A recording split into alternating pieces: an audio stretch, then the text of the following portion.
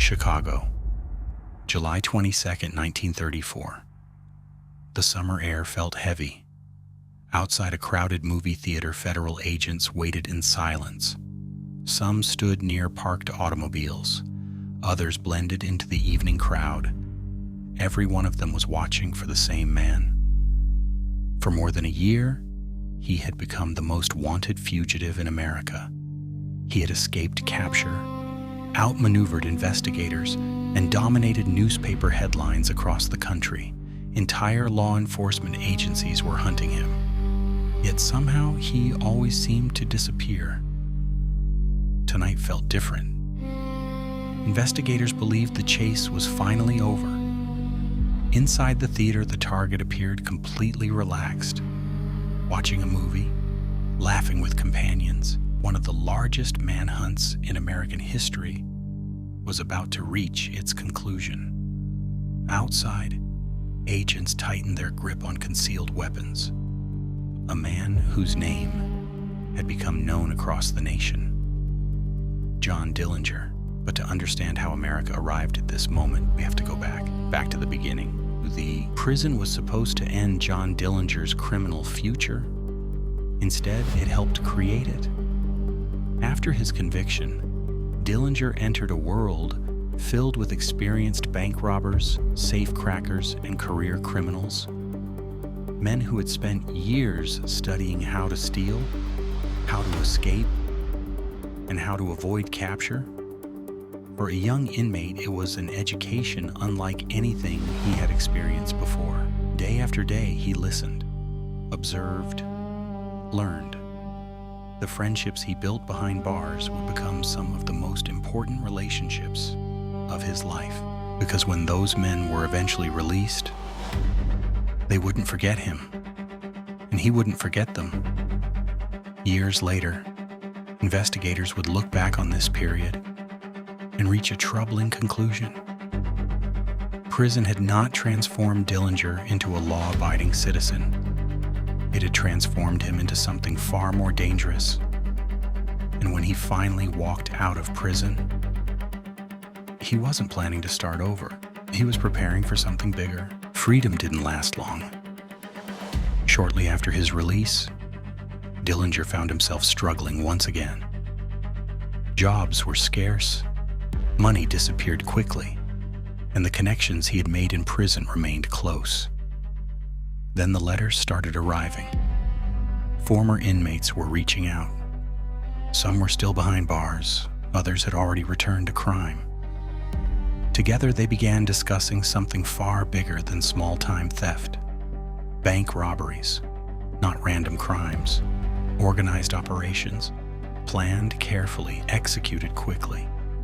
The group believed they could outsmart local police. And for a while, they were right. The men Dillinger met in prison were no longer just acquaintances. They were becoming a gang that would soon make headlines across America. The gang's first robberies were fast, calculated, and shockingly successful. Banks that seemed secure were emptied within minutes. Witnesses struggled to explain what had happened. By the time police arrived, the robbers were already gone. The money kept flowing. And with every successful operation, confidence grew. Soon, newspapers across the Midwest began reporting on a mysterious group of criminals striking banks with unusual precision. Law enforcement agencies compared reports. Patterns emerged. The same methods, the same speed, the same disappearing act. Authorities realized they were no longer dealing with ordinary criminals. They were facing an organized gang, and at the center of it was John Dillinger. As headlines spread across the country, his name became impossible to ignore. The robber was becoming a celebrity, and the hunt was about to become national. By 1934, local police departments were overwhelmed. Every robbery seemed to follow the same pattern. The gang arrived quickly, executed the operation with precision, and vanished before authorities could respond. Investigators expanded the search, across multiple states. New task forces were created. Roadblocks appeared on major highways. Informants were recruited. Safe houses were monitored. But the gang always seemed one step ahead. Tips led nowhere. Raids came too late. Witnesses provided conflicting accounts. And with every failed operation, public fascination continued to grow. The manhunt had become national news. Law enforcement wanted an arrest, the public wanted a story, and John Dillinger was giving them both. But behind the headlines, pressure was building. Because every successful escape made one thing clear. This could not continue forever. For months, the gang stayed ahead. Every lead seemed to fail. Every raid came too late. Every witness provided only fragments. But success created a new danger: confidence. The more the gang escaped, the more comfortable they became. They traveled more openly, stayed longer in certain locations, trusted more people. And every new contact created risk. Some wanted money, some wanted protection, some simply wanted to save themselves. Investigators understood something important. The gang wasn't invincible. Someone would eventually talk. Someone would make a mistake. And when that happened, the entire hunt could change overnight. For the first time, law enforcement wasn't chasing a shadow. They were getting closer. Much closer. The breakthrough didn't come from a dramatic chase or a lucky arrest. It came from information. Piece by piece, investigators started building a clearer picture. Names, locations, associates, safe houses, travel routes. Patterns that once seemed random suddenly began to connect. The gang was still moving, still hiding, still escaping. But for the first time, investigators could predict where they might go next. Federal agents expanded surveillance operations, informants became more valuable, phone calls were monitored, meetings were watched, vehicles were tracked. The circle around Dillinger was shrinking, and he didn't fully realize it yet. For months, he had controlled the game. Now the game was changing. And the hunters were finally catching up.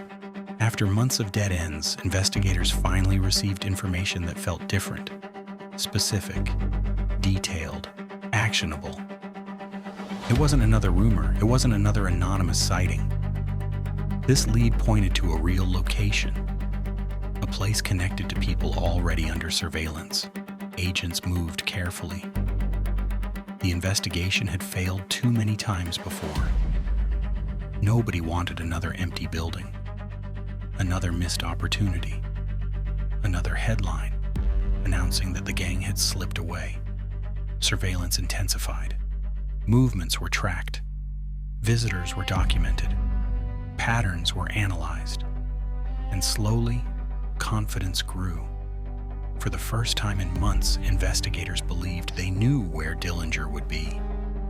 The operation was set in motion, and there would not be a second chance. The operation began quietly. No public announcement, no warning, no second chances. Investigators moved into position and waited. Months of robberies, months of escapes, months of headlines, all leading to a single moment. The man who had outrun local police, humiliated investigators, and captivated the nation was finally out of options. When the confrontation came, it happened fast. Years of pursuit ended in seconds. The most wanted criminal in America was gone. But the story didn't end there, because something unexpected happened. The public remembered him.